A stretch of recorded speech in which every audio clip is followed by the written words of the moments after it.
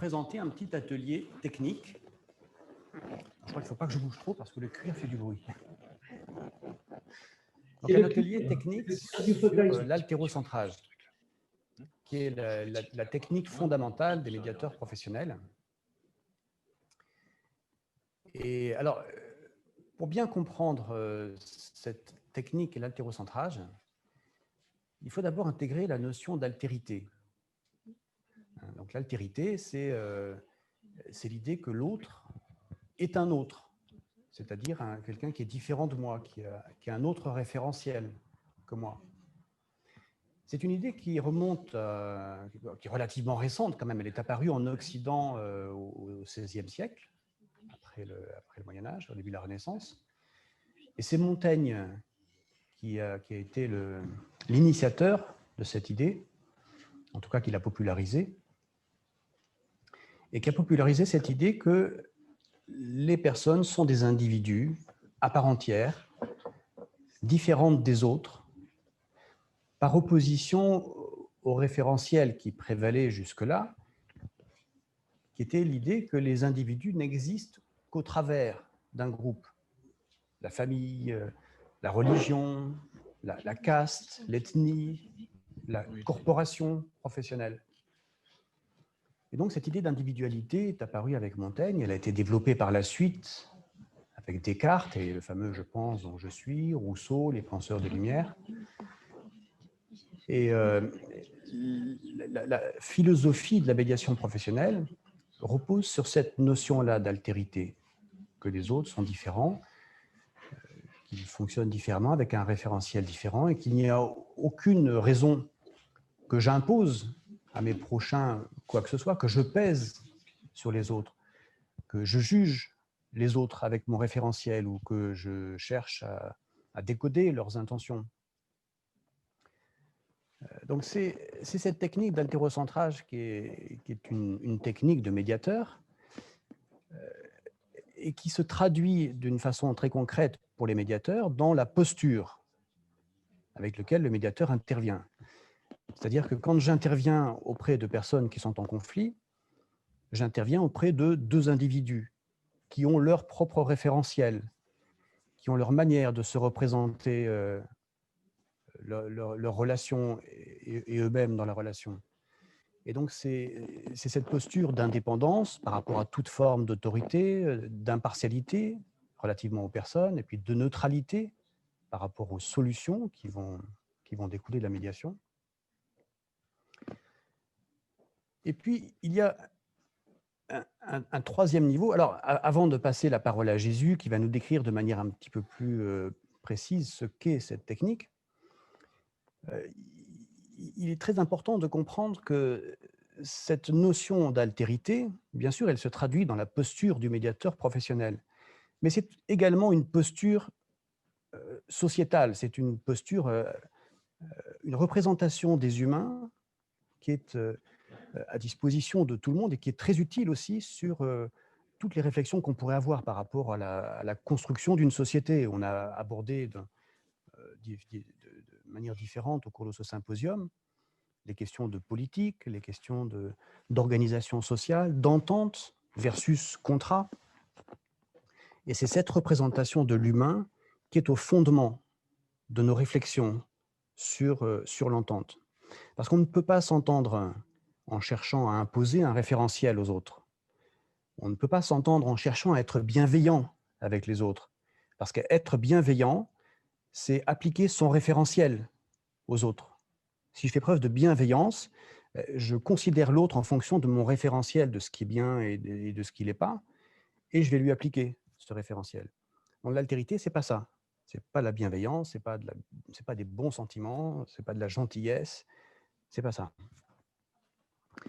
Donc voilà, ça se traduit très concrètement dans la posture du médiateur, mais c'est également un outil qui est très utile pour les managers, les dirigeants, les personnes ressources dans les entreprises, et puis tout un chacun en réalité, en particulier dans le contexte de l'entreprise. Donc c'est cet outil qu'on va vous présenter, et je te passe la parole, Jésus, pour présenter plus en détail cette technique. Merci Fabien, et puis merci Youloun, parce que là, je sais que C'est un plaisir. c'est à côté de toi. Est-ce que tu m'entends? Est-ce que vous m'entendez? Oui, Bien, oui, c'est parfait, merci. Donc, alors effectivement, hein, c'est quelque chose qui apparaît dans une approche philosophique, tu l'as dit, c'est quelque chose qui apparaît dans la posture du médiateur, effectivement, tu l'as précisé. Et puis, il y a une troisième approche qui est l'approche technique. Peut-être simplement développer, avant d'attaquer cette approche technique, un élément que tu as souligné, mais peut-être pour insister sur son importance, qui est que dans cette altérité qui est à la base de la technique de l'altérocentrage, il y a l'idée que l'autre est un autre, donc le référentiel, etc. Mais il y a aussi l'idée que l'autre n'est pas un adversaire fondamentalement. C'est les deux. Et donc, je vais pouvoir effectivement, je vais le distinguer de moi et du référentiel. Je ne vais pas chercher à lui appliquer le référentiel qui est propre, donc tout ce que tu soulignais. Mais en plus, l'autre, même lorsque nous sommes dans une situation d'incompréhension, de difficultés relationnelles, de choses comme ça, fondamentalement, c'est un bénéfice, c'est une opportunité. C'est quelqu'un qui m'intéresse. Et c'est dans ce contexte-là que va être mise en œuvre cette technique qui est la technique de l'altérocentrage. Elle est absolument indispensable, cette technique, parce qu'il n'y a pas de qualité de relation sans altérocentrage, pour une raison très simple. C'est que, quelle que soit la manière dont on s'exprime, dont on aborde l'autre, le référentiel, c'est bien soi-même. Il est donc extrêmement difficile, et peut-être même, il y aurait débat, mais peut-être même pourrait-on dire qu'il est impossible de parler en faisant référence à quoi que ce soit d'autre que soi-même. Au fond, si on veut le résumer, est-ce qu'il est possible de parler d'autre chose que de soi-même? Donc, problème, parce que je dois m'adresser à l'autre et je dois, en tant que médiateur, m'adresser à l'autre pour accompagner dans la résolution d'un conflit s'il est en conflit, ou pour l'aider à anticiper un conflit s'il a eu la chance que je sois sollicité en tant que médiateur pour l'accompagner en anticipation du conflit. Or, comment vais-je faire pour m'adresser à lui si je ne suis pas spontanément en mesure de parler d'autre chose que de moi-même? Alors, je vais appliquer des techniques. Je vais mettre en œuvre dans mon expression, le médiateur va mettre en œuvre dans son expression un certain nombre de déclinaisons strictement techniques qui vont lui permettre bien, de s'adresser véritablement à l'autre, de se centrer sur l'autre. C'est donc bien une posture que le médiateur va développer lorsqu'il va mettre en œuvre cette technique de l'altérocentrage. On va voir que c'est une technique qui elle-même se décompose en plusieurs éléments qui peuvent être mis en œuvre de manière séparée ou en fonction de la tournure que prend l'accompagnement, la discussion avec une personne. Elle se compose de choses comme qu'on va appeler la confrontation, qu'on va appeler le langage attributif, qu'on va appeler le recentrage ou le recadrage, qu'on va appeler la restitution de sens ou encore la restitution comportementale. Pour les élèves, pour les étudiantes et étudiants qui sont dans le symposium, ce sont des termes qui parlent facilement, puisque c'est effectivement ce qu'on étudie lorsqu'on devient médiateur professionnel. Mais Fabien insistait beaucoup, et à juste titre, sur le fait que cette technique de l'altérocentrage est également à la portée de personnes qui ne sont pas nécessairement médiateurs professionnels. Et c'est notamment quelque chose que nous développons beaucoup dans le module de qualité relationnelle au travail, de QRT, dans les entreprises, en direction en particulier, mais pas seulement, des managers en entreprise. Il arrive très fréquemment que les médiateurs professionnels soient sollicités par les entreprises pour former les managers à la qualité relationnelle. Et l'une des techniques que nous allons partager avec eux, alors même qu'ils ne sont pas médiateurs professionnels, eh bien, c'est celle de l'altérocentrage, de cette posture. Quel est le but? Eh bien, le but, c'est d'interagir avec une personne en lui montrant que le sujet, eh bien, c'est lui. C'est lui ou elle. C'est la personne avec qui l'on est en train d'interagir. Et en aucun cas, le sujet n'est soi-même. Que l'on soit lorsqu'on est médiateur professionnel, c'est absolument essentiel, puisque toute la posture du médiateur vise à se distancier du conflit, ainsi que des personnes, des enjeux et des intérêts qui sont en présence dans une interaction entre des personnes étrangères. Mais c'est vrai aussi lorsqu'on est un simple citoyen ou un citoyen responsable, un manager, où nous parlions aussi on en parlait hier, on en parle aujourd'hui, politiques et de leur fonction dans la société. Est-ce que la fonction, on se questionnait hier Henri, le président de la CPMN, est-ce que ce n'est pas le rôle d'un élu, eh bien, d'aider les personnes à s'entendre, d'accompagner les personnes dans l'entente sociale. Et on sait combien c'est compliqué. Eh bien, cette technique de l'altérocentrage est quelque chose qui va permettre d'aider toutes ces personnes qui ont été citées, que ce soit le médiateur, que ce soit le citoyen, que ce soit le manager, que ce soit l'élu politique, par exemple, hein, on pourrait imaginer beaucoup d'autres personnes, à se centrer sur l'autre, à accompagner l'autre à faire cela. Donc voilà un petit peu cette technique. Elle va permettre de se positionner vis-à-vis de la personne, et cela dans un but assez simple, qui est, par exemple, eh bien, de l'aider à clarifier ce qu'il dit, ce qu'il pense, un problème qu'il peut avoir. En tant que médiateur professionnel, je pense qu'il arrive à tous les médiateurs professionnels à un moment ou à un autre d'accueillir une personne qui vient voir le médiateur ou la médiateur professionnelle et qui dit « Voilà, j'ai un problème. C'est pour ça que je viens vous voir, madame la médiateur, monsieur le médiateur. » Et la personne expose son problème. Et en fait, il y en a plusieurs problèmes. Et la personne ne sait pas faire le tri. Elle ne peut pas trouver de solution parce qu'elle a un problème de locaux, elle a un problème de relation avec le voisin, elle a un problème comme ci, comme ça. Elle est dans la confusion vis-à-vis de ces ensembles de problèmes. Donc, l'un des buts de cette manière d'interagir qui va être l'altérocentrage va être d'aider la personne à clarifier, à faire le tri. Non pas à lui dire abandonne ça, prends ça, ça c'est bon, ça c'est mauvais, mais à dire voilà, il y a donc plusieurs thématiques dans ce que vous êtes en train de dire. La personne va aussi être accompagnée dans la technique de l'altérocentrage à sortir de son idée fixe. Je suis convaincu, je suis persuadé, j'ai la certitude, j'ai la conviction que j'ai raison et que l'autre a tort, qu'il faut procéder comme ça et pas comme ça. C'est terrible.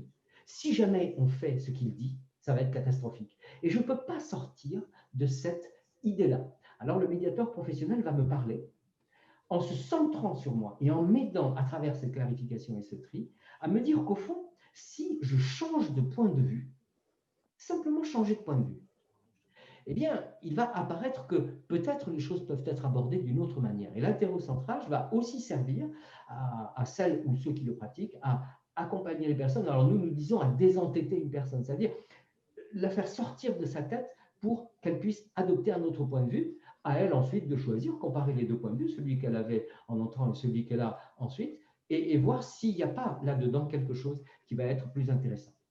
Et puis, évidemment, par le fait même, il y a un troisième aspect que cette technique de l'altérocentrage va permettre, et qui est bien d'élargir son point de vue, et de l'élargir de manière générale, de manière globale, pas seulement par rapport à un problème particulier, mais aussi en termes pédagogiques, en termes de méthodologie.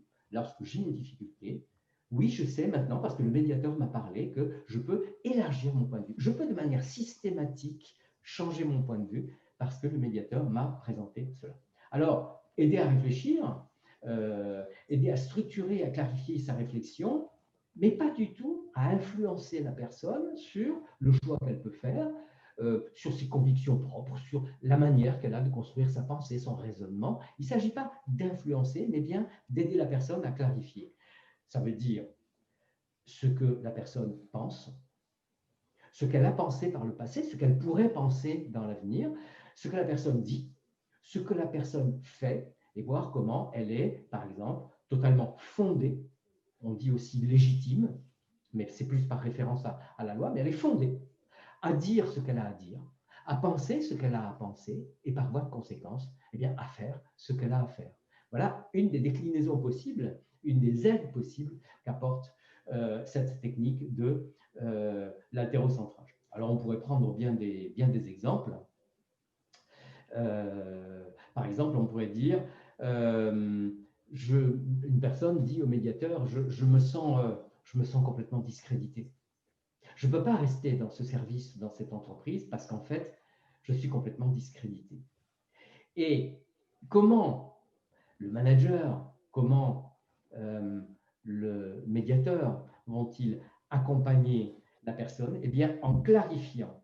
Je suis discrédité, dit la personne qui parle, parce que tout le monde dit du mal de moi, parce que ce que je fais est tourné en dérision, c'est dévalorisé comme si c'était systématiquement un échec, etc.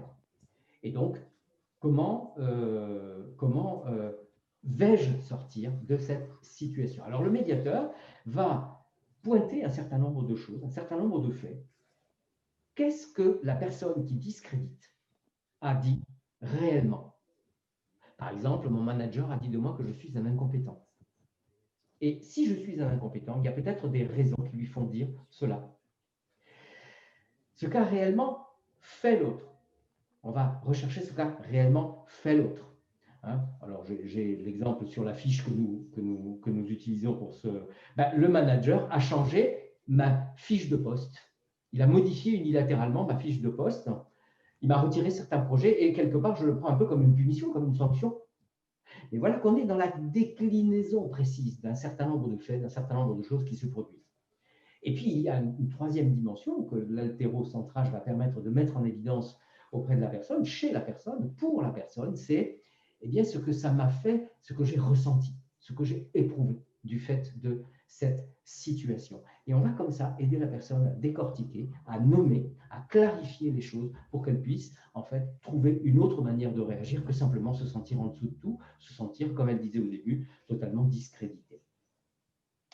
Voilà un petit peu, du point de vue de la personne, l'utilité de cette technique et la décomposition de cette technique de l'haltérocentrage. Évidemment, pour le médiateur, l'haltérocentrage a aussi une utilité, mais qui est centrée sur lui, sur sa technique, sur ce qu'il va faire. Là, je parle du médiateur, mais on pourrait aussi parler du manager. On pourrait parler de la personne qui accompagne l'autre. Ça peut être simplement un ami, ça peut être, mais qui accompagne en qualité relationnelle. Parce que l'haltérocentrage va permettre à la personne, le médiateur par exemple, eh bien, de se mettre à distance émotionnellement, de ne pas se sentir impacté par ce que la personne lui dit, en lui renvoyant ce centrage sur la personne et sur l'accompagnement apporté à la personne que la personne est venue demander.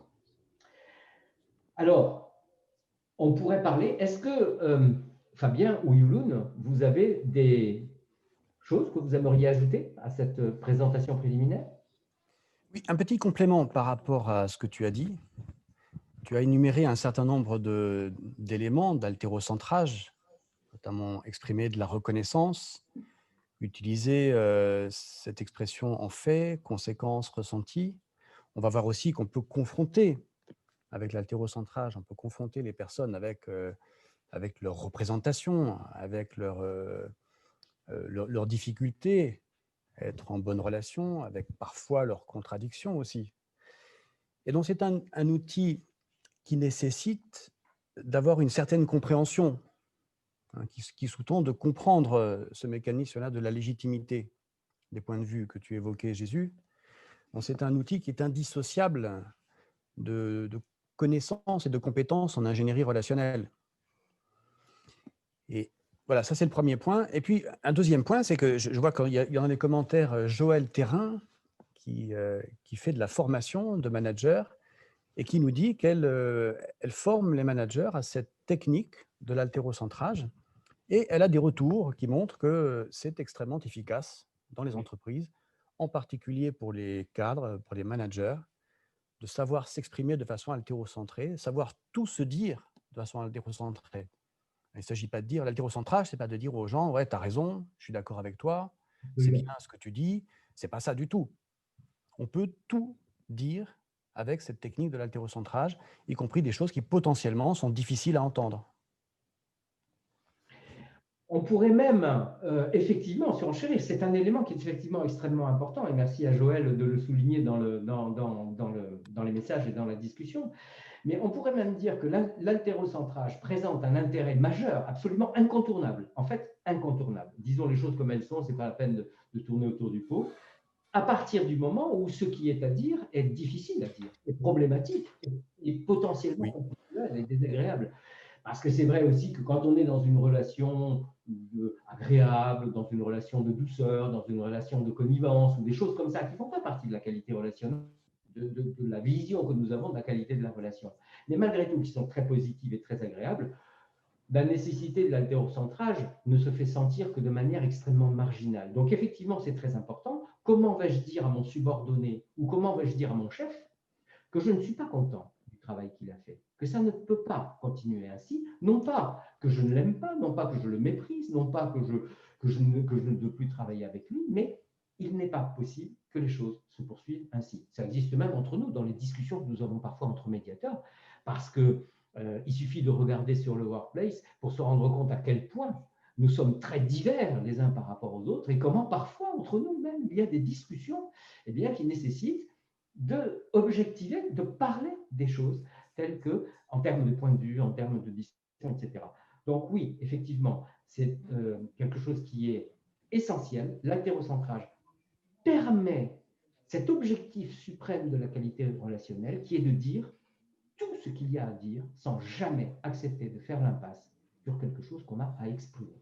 Et puis, ce qui le rend particulièrement puissant aussi, c'est que dans une discussion entre deux personnes, on n'est pas obligé d'avoir tous les deux cette maîtrise de l'altérocentrage. Il suffit que l'un des deux maîtrise l'altérocentrage et on ne sera pas en conflit.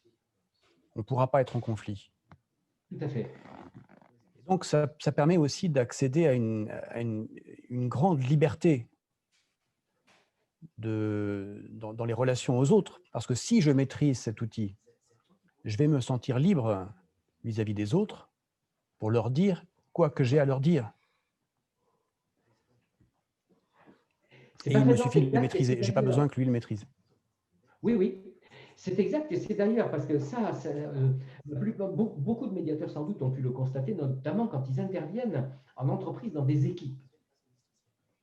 Le fait qu'une personne soit formée en qualité relationnelle, mais formée, maîtrise par exemple de la technique de l'altérocentrage, maîtrise d'un certain nombre de principes comme l'altérité, l'entente, maîtrise d'un certain nombre d'éléments d'analyse de la relation comme les pics, etc.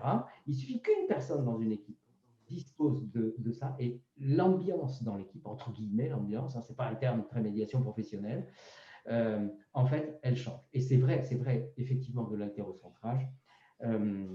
Ça permet, la maîtrise de cette technique permet effectivement d'améliorer, mais du tout, ce que pourrait être une discussion qui, en dehors de cette technique, pourrait devenir une polémique, pourrait donner lieu à des fâcheries, à des discordes qui pourraient être parfois préjudiciables pour la bonne entente dans une équipe, quelle qu'elle soit, que ce soit dans une entreprise, que ce soit une équipe simplement de personnes qui travaillent ensemble ou qui œuvrent ensemble à un projet quelconque. Donc c'est effectivement vrai pour l'altérocentrage. Je pense que c'est vrai aussi, je ne pense pas que vous me contredirez, de l'ensemble de cette discipline qu'est l'ingénierie de la qualité de la relation. Oui, bien sûr. Peut-être, alors par exemple, il y a quelqu'un qui posait une question, j'ai vu, et quand ça se passe entre un harceleur et un harcelé, enfin dans le cadre d'un harcèlement, j'ai plus la chose en tête, eh bien en fait, pour la médiation professionnelle, c'est exactement la même question. On ne va pas développer ici parce que ça prendrait trop de temps dans le cadre de cet atelier, il est déjà 12h21, mais pour la médiation professionnelle, et pour répondre à cette personne qui, fort à propos, posait cette question-là, pour un médiateur professionnel, pour la médiation professionnelle, une relation de harcèlement, que ce soit le entre guillemets harceleur ou que ce soit le entre guillemets harcelé, sollicite le médiateur professionnel, c'est un accompagnement d'une relation très puissamment dégradée de part et d'autre, en conflit fort. Et le médiateur professionnel va effectivement utiliser ces mêmes techniques. Il faudra rentrer dans le détail si besoin pour pratiquer, pour mettre en œuvre cet accompagnement de résolution de conflit, d'aide à la résolution de conflit, de clarification de la relation et puis de dynamique de ce que sera l'avenir de la relation selon les solutions que les personnes réussiront à trouver. C'est extrêmement lapidaire ce qui vient d'être dit là, parce que ce n'est pas vraiment l'objet de l'atelier, Mais c'est une question qui se pose effectivement à la fois au public, souvent, et puis pour les médiateurs professionnels, parce qu'ils sont sollicités effectivement sur des questions comme celle-là, vous l'imaginez, très fréquemment. Peut-être serait-il possible de passer un petit peu, d'entrer dans le détail technique de ce qu'est cet altérocentrage. Alors, on distingue un certain nombre de choses qui le constituent. Alors, on a dit la reconnaissance du fondement ou de la légitimité des personnes à penser, à, à dire et à faire ce qu'elles considèrent être cela. Cette reconnaissance de ces trois fondements de la personne, de ces trois légitimités de la personne, étant elle-même inscrite dans un cadre qui est le cadre de ce que les personnes savent et ignorent. J'ai un point de vue, mais il est clair qu'il y a des choses que je ne connais pas. Et que si je connaissais ce que mon interlocuteur connaît, peut-être que mon point de vue serait différent. Il est certain que mon point de vue serait différent, parce que je n'aurais pas les mêmes éléments. Donc, mon point de vue va être limité par ce que je sais et ce que je ne sais pas, nécessairement. On a donc la reconnaissance de la maladresse dans l'action, la reconnaissance de la confusion identitaire. Pour les étudiantes et les étudiants, c'est quelque chose qui parle, mais peut-être un mot sur cet élément de la reconnaissance et du cadre de la légitimité dans la reconnaissance. La confusion identitaire, c'est ce qui fait que je vais prendre pour moi quelque chose qui en réalité n'est pas dit pour moi. Hein, on me dit, ton entreprise est en difficulté. Et je vais dire, mais tu es en train de dire que je gère mal mon entreprise. Et ce n'est pas vrai. La personne gère mal mon entreprise. Elle a constaté que mon entreprise était en difficulté, mais je m'identifie à mon entreprise. Voilà, confusion identitaire de manière très rapide. Donc, la reconnaissance, qui est formée de cet ensemble de légitimité et de limite de la légitimité. Tu le disais tout à l'heure, Fabien, la confrontation de la personne à ses propres limites. Quand elle dit, mais non, ça, je ne pourrais pas le faire. Rencontrer mon interlocuteur alors que je suis en conflit avec lui, dans une réunion de médiation. Mais monsieur le médiateur, madame la médiateur, c'est pas possible. Je ne peux pas faire ça. Parce que je vais m'effondrer en larmes ou je vais tellement m'énerver que je vais lui casser la figure. C'est pas possible. La personne se dresse des limites et on va confronter la personne à ses propres limites pour l'aider à bouger des limites qu'elle s'impose. Parce qu'en réalité, elle peut parfaitement rencontrer son interlocuteur. Donner du sens à ce qu'elle dit, hein, restituer du sens à ce que dit ou à ce que exprime la personne, à ce qu'exprime la personne, à ce qu'elle exprime. On va la recentrer, le recentrage. On va la recadrer, le recadrage. On va aussi parfois se trouver en situation d'inverser le propos d'une personne. Nous allons le voir tout à l'heure parce qu'on va vous faire un petit c'est pas vraiment un exercice parce que dans le distanciel, c'est pas très commode, mais on va vous faire On va prendre un exemple. On va prendre un exemple décliné que nous allons effectivement développer tous les trois, où on aura un exemple d'inversion du propos d'une personne pour l'aider à percuter, entre guillemets, c'est pas un terme très technique, ça percuter, mais à prendre conscience que ce qu'elle dit, c'est peut-être pas exactement ce qu'elle voulait dire, et c'est certainement pas la piste qu'elle pourrait suivre pour trouver une solution à sa difficulté. Donc, on voit que cette technique de l'athérocentrage est composée d'un certain nombre de choses. Je les redis en liste, simplement pour synthétiser. La reconnaissance qui est composée de légitimité et de limite de la légitimité, la confrontation, la restitution de sens et la restitution comportementale, le recentrage, le recadrage, l'inversion. L'expression en fait, conséquence, ressenti. Nous allons prendre tout à l'heure un exemple, je dis tout à l'heure, mais c'est très bientôt, un exemple de ce qu'est une expression en fait, conséquence, ressenti dans le cadre de cette technique de l'athérocentrage. Peut-être des remarques pour vous qui êtes directement sur place? Des remarques. Alors, il y a un petit point qu'il faudrait clarifier. Je vois dans les échanges qu'il est question de reformulation. Donc l'altérocentrage, ce n'est pas de la reformulation. Il ne s'agit pas de reformuler ce que dit la personne différemment. C'est un outil d'aide à la clarification, comme tu l'as dit Jésus, mais ce n'est pas un outil de reformulation. On pourrait peut-être proposer ce petit exemple. Oui. Et c'est une petite scénette qu'on va vous jouer avec Yulun. C'est une scène réelle. C'est une médiation qu'on a accompagnée tous les deux. Mais vous allez voir, vous allez certainement vous reconnaître ou reconnaître des situations que vous avez accompagnées parce que c'est du langage courant et c'est de la conflictualité courante, on pourrait dire. Donc c'est l'histoire d'un manager et de sa salariée. Et le manager, qui est très efficace, très compétent, reproche à la salariée son manque de compétences, son manque d'implication, de motivation. Et le manager prend à sa charge des tâches qui devraient être réalisées par le salarié. La salariée est frustrée, et le manager aussi, évidemment. Et donc le travail réalisé par le manager n'est pas aussi satisfaisant que ce que pourrait faire le salarié, parce qu'en fait, le salarié connaît mieux le terrain, connaît mieux les clients, et il n'est pas très content que le manager le fasse moins bien que lui.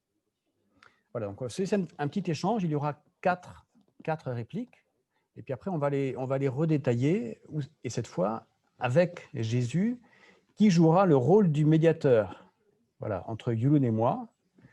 Donc je suis le manager, et puis Yulun est la salariée, et Jésus fera le médiateur.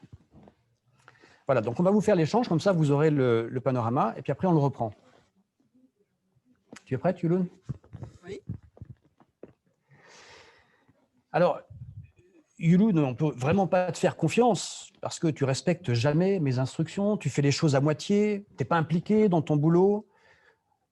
À partir de maintenant, et ça fait même déjà un certain temps, mais ça va continuer, maintenant, les choses vraiment importantes, c'est moi qui vais les faire parce que tu n'es vraiment pas capable de le faire. Ah bon? C'est pour ça nos clients, les collègues des autres équipes ne sont pas contents du tout et ils m'appellent, moi, pour régler le problème que tu ne gères pas. Lorsque tu interviens, ça me donne juste 2 fois plus de travail. Ben, moi, ce que je vois, c'est qu'à cause de ta négligence, il y a plusieurs de nos clients qui sont mécontents. Il y en a un qui n'a pas eu sa livraison la semaine dernière et j'ai dû m'en occuper moi-même, in extremis. Le soir, tu étais parti, là, j'ai dû le faire pour le lendemain.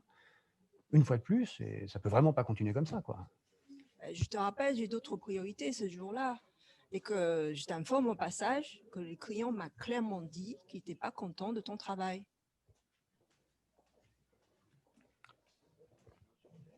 Et voilà. Merci.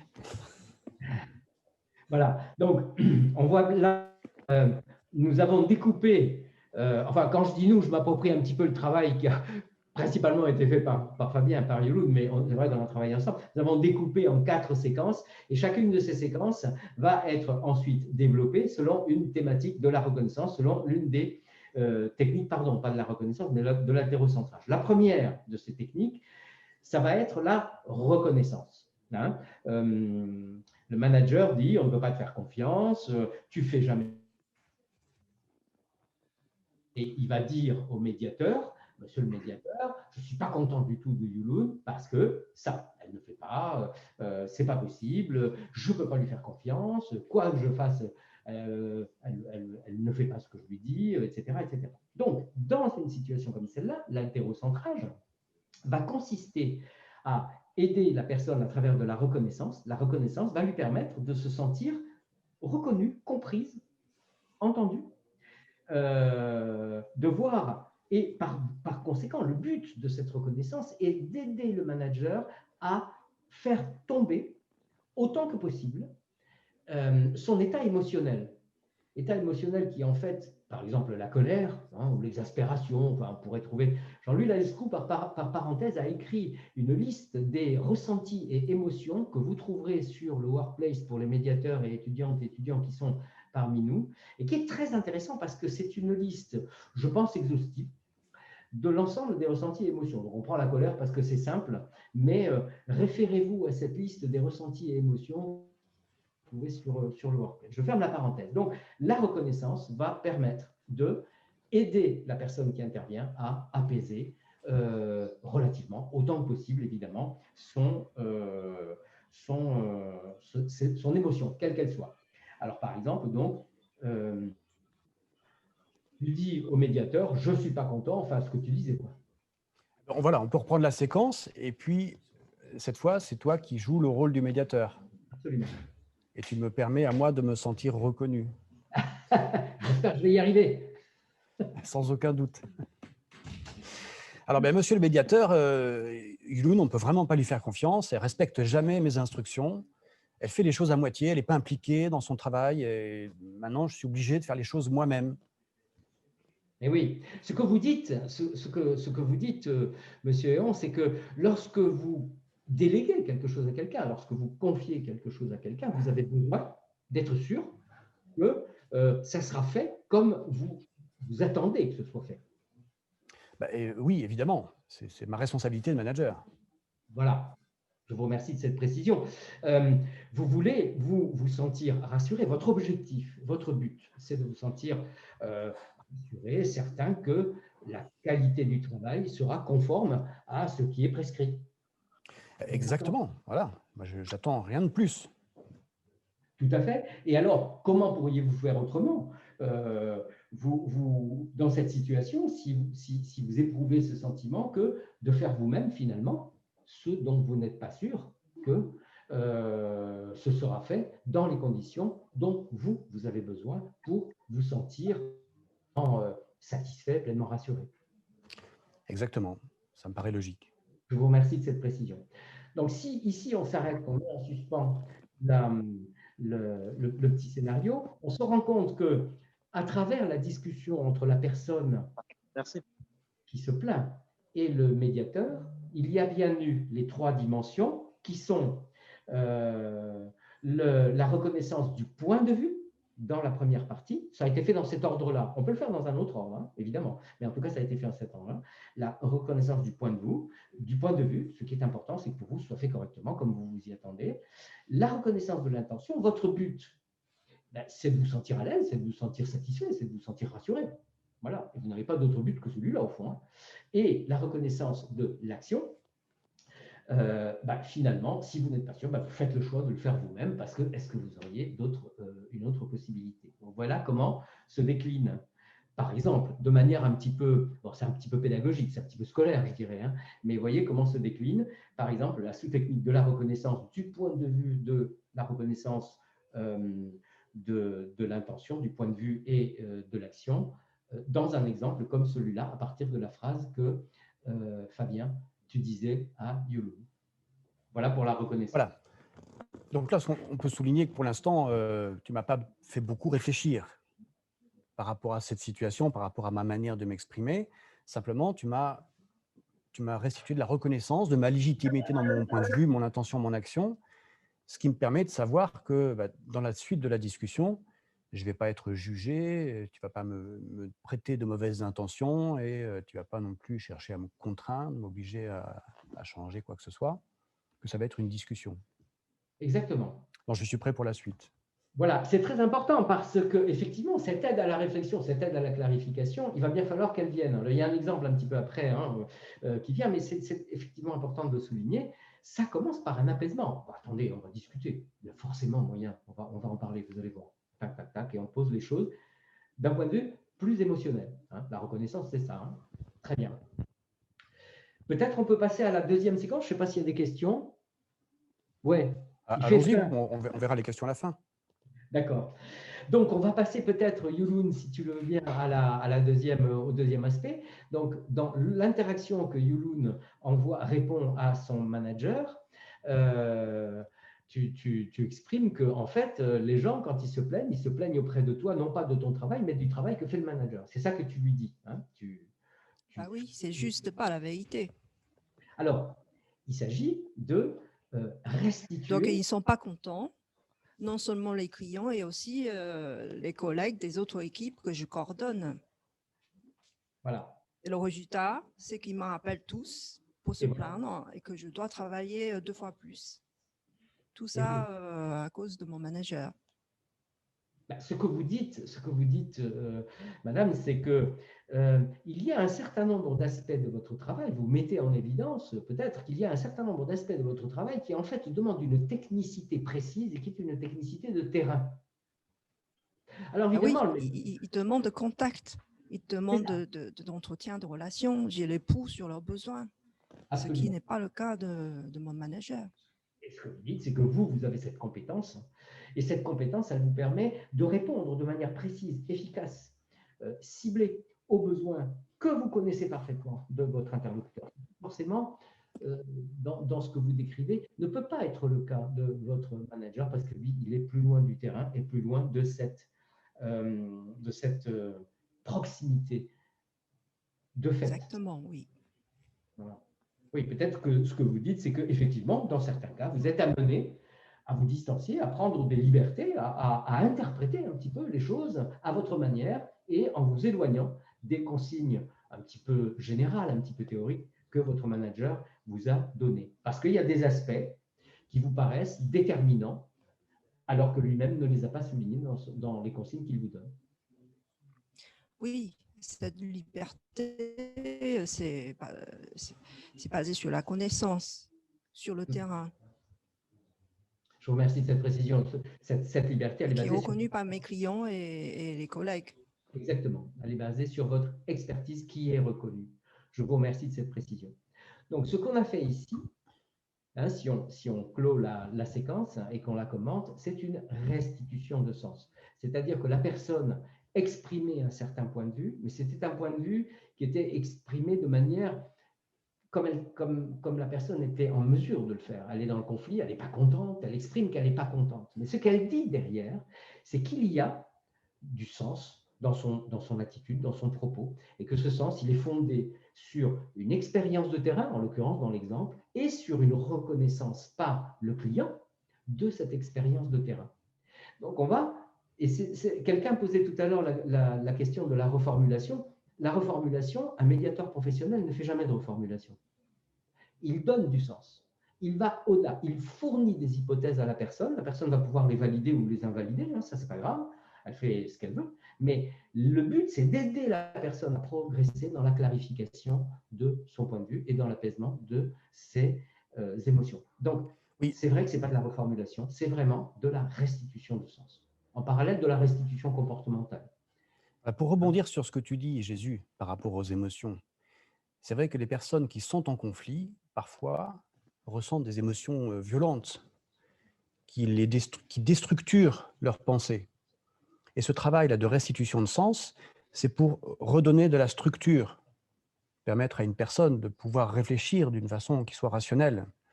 Et ça me rappelle une anecdote. C'est une personne que je reçois en médiation, une personne dont le français n'est pas la langue maternelle, elle ne parle pas très très bien français. Et puis, elle est tellement en colère, tellement remontée par rapport à ce qui se passe. Elle est dans un conflit professionnel qui dure depuis 7 ans. Donc, elle est très, très émotionnelle. Et au départ, elle s'exprime d'une façon très volubile, dans un français approximatif. Et c'est totalement incompréhensible, déjà. Et puis, il y a quelque chose qui revient en boucle. Elle dit en permanence « je m'en bats les couilles ». Voilà, c'est la seule chose à peu près intelligible dans son discours. Et donc, tout le travail là, du médiateur professionnel, c'est d'accompagner la réflexion de la personne, proposer, comme tu disais Jésus, proposer des réflexions, faire des hypothèses qui sont logiques, que la personne valide ou invalide, mais en tout cas, permettre cette progression là, avec l'outil de l'haltérocentrage qui permet aux émotions de retrouver un niveau plus acceptable, et puis par la restitution de sens, de la faire réfléchir sur ce qu'elle a vraiment, sur ce qu'elle pense vraiment, ou peut-être sur ce qu'elle ne s'est pas encore dit, et qu'elle commence à voir de façon plus claire. Donc on pourrait avancer sur la troisième séquence. Oui. Où là, tu vas nous faire la démonstration de faits, conséquences, ressentis. Exactement. Alors, ma réplique, ce que je vois, moi, c'est qu'à cause de la négligence de cette salariée, nos clients sont mécontents. Il y en a même un qui n'a pas eu sa livraison à temps la semaine dernière. Et c'est moi qui ai dû m'en occuper, in extremis. Sinon, on n'aurait pas été dans les délais. Une fois de plus, et c'est souvent comme ça, parce qu'elle est partie le soir avant d'avoir fait ce travail, et j'ai dû le faire moi-même. Tout à fait. Vous pourriez peut-être préciser en quoi consistait ce travail, puisque ça s'est passé récemment, vous l'avez certainement en tête. Ah oui, c'était préparer une livraison pour un client, une livraison qui devait partir avec une échéance de date. Donc voilà, il fallait conditionner la livraison et puis l'expédier. Ça représentait combien de cartons? Enfin, vous avez... Ouais, il y avait 3 palettes, je crois. Très bien, je vous remercie de cette précision. Alors, ce que vous dites, c'est que donc il y avait ces 3 palettes dont vous venez d'évoquer avec des cartons qu'il fallait conditionner et que ça n'a pas été fait. Et vous avez décidé de, comme vous le faites à l'habitude dans ces situations, eh bien, de le faire vous-même. Oui, et ça m'a pris 3 heures. Et ça vous a pris 3 heures, tout à fait. Voilà. Donc, ce délai, ces 3 malheureuses palettes qui, malgré tout, prennent 3 heures de travail, ont eu comme conséquence pour vous que, évidemment, votre propre planning s'en est trouvé décalé d'autant, ce qui, parce que vous n'avez pas pu vous consacrer à ce que vous deviez faire normalement. Oui, il y a plein de choses que je n'ai pas fait à ce moment-là, oui. Voilà, oui, oui. Et vous pouvez peut-être préciser, vous étiez sans doute en colère ou vous étiez inquiet. J'étais d'abord en colère, oui. Voilà. Je vous remercie de cette précision. Donc là, on voit ici comment, d'un discours qui est un discours strictement incriminant, avec des prêts d'intention, puisque Fabien, tu dis, il y avait une négligence volontaire de la part de la personne qui, en fait, Sans aucun doute, oui. peut-être un peu exprès d'ailleurs, hein, pour m'enquiquiner, d'un propos jugeant qui était le travail était mal fait. C'est quelqu'un qui n'est pas capable de travailler correctement, qui est incompétent, tu l'as dit. Et puis évidemment avec des conséquences, hein, enfin avec une contrainte qui est la manière dont ce travail finalement repose sur toi, te revient dessus, alors que toi tu as bien autre chose à faire, quoi. Donc on voit comment d'une formulation en prêt d'intention, en interprétation jugeante et en contrainte, le médiateur va accompagner la personne, va lui proposer un certain nombre de formulations, un certain nombre d'hypothèses, va exprimer un certain nombre de questions, mais dans un sens toujours très propositionnel, affirmatif, pour transformer ces pics en faits, en conséquences et en ressentis. Le petit échange sur le nombre de cartons, le nombre de palettes, le délai sur lequel, ça c'est du fait vérifiable, quantifiable, sur lequel les deux interlocuteurs vont pouvoir échanger sans aucune interprétation possible, parce qu'on va s'en tenir à des faits simples, peut-être désagréables à regarder, mais en tout cas des faits vérifiables et quantifiables. La conséquence qui est que, évidemment, le planning du manager qui a fait ce travail a été décalé d'autant. Lui, ça lui a fait prendre du retard, peut-être un retard de 3 heures également. Hein. Et le ressenti n'est pas une mauvaise chose. Éprouver une émotion, même si c'est de la colère, ce n'est pas une mauvaise chose. Mais encore faut-il que ce ressenti puisse être qualifié de manière sereine pour pouvoir en parler. Hein. Donc, transformation d'un pic en FCR, c'est ce qu'on appelle une technique d'expression en fait, conséquence ressentie en FCR. Là encore, les étudiantes et étudiants qui sont sur le webinaire sauront bien de quoi on parle. Pour les autres, ça vaut le coup de s'y intéresser parce que ce sont, comme tu soulignais Fabien tout à l'heure, du conflit de base. C'est du conflit qu'on trouve partout, ça, tout le temps. Si on y fait attention, des choses comme ça s'échangent dans la vie quotidienne. Vous vous baladez dans la rue, vous prenez le métro, vous allez entendre des gens qui se parlent de cette manière-là. Donc, c'est extrêmement fréquent. Ça va? Pas de commentaires particuliers? Compléter avec ce que tu dis là, c'est vrai que cette technique-là va permettre de transformer une expression en pic en FCR, donc une expression émotionnelle en expression rationnelle. Et c'est vrai que si j'ai dit les choses comme ça de façon émotionnelle, avec du jugement, du prêt d'intention, de la contrainte, ce n'est pas recevable par l'autre personne. Voilà. Là, si je dis les choses et que le médiateur ne le traduit pas en fait conséquence ressentie, elle va sauter au plafond, ça va l'agacer. Et donc, c'est cet instrument-là du FCR, c'est l'outil de la reconnaissance des parties. C'est-à-dire que moi, je vais me sentir reconnu dans ce que j'ai à dire. Et quand toi, le médiateur, tu vas l'exprimer, l'autre va l'entendre aussi.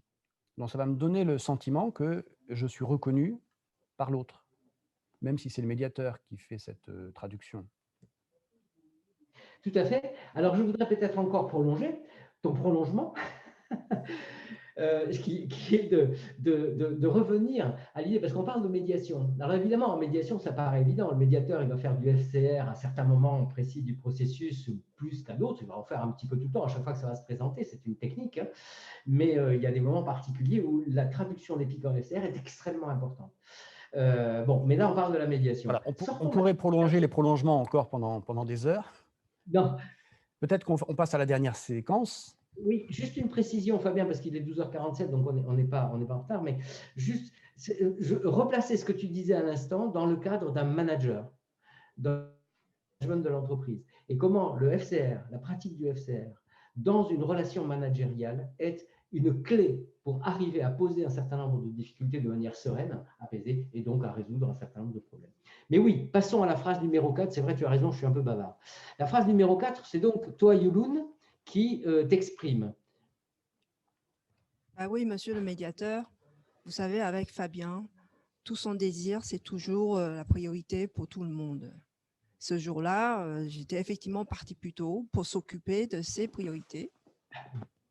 Et le résultat, c'est que le client a trouvé que le travail est mal fait, qu'il prétend de devoir faire pour moi. Parce que j'étais ailleurs pour s'occuper de ses priorités.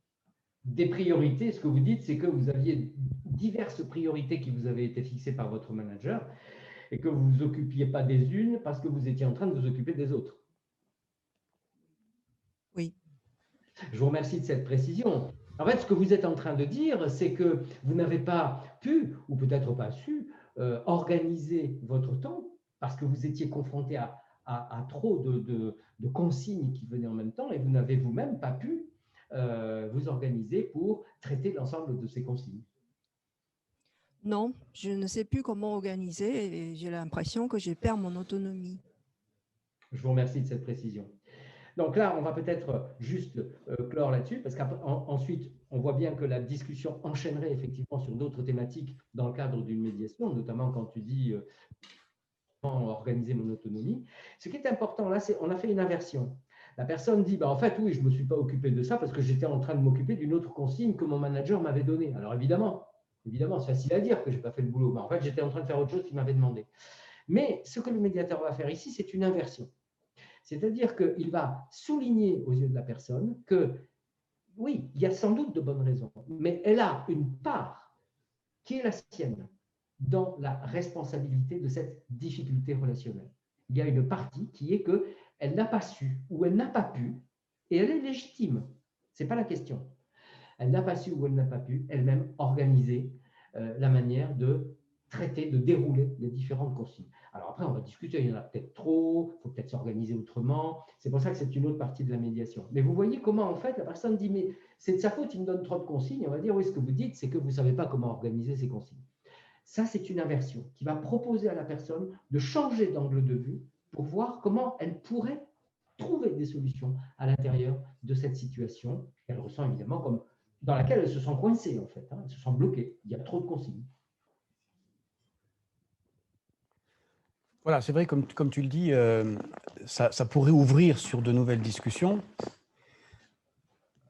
En tout cas, c'est une manière de poser les choses de façon rationnelle et de confronter les personnes aussi. Parce que ce qu'on est en train de voir là, la version, c'est de la confrontation.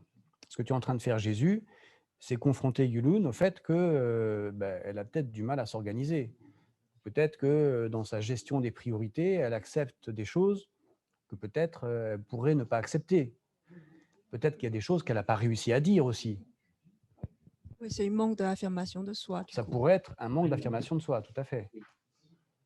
Ça pourrait bien être également le fait que entre deux consignes, je dois pouvoir être capable de dire à mon manager, ben, celle-là, elle est prioritaire, donc celle-là, il va falloir peut-être la traiter après. Donc, c'est vraiment une prise sur les choix et sélectionner la consigne qu'on va appliquer. Parce traiter ou...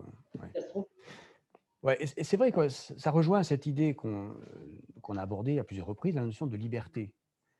Et il y a beaucoup de frustration dans les entreprises parce que les gens acceptent ou font des choses sans se rendre compte qu'ils ne vont pas vraiment y arriver, ça va être difficile, et sans avoir pu intervenir à temps pour pouvoir restructurer, recadrer, redéfinir des priorités.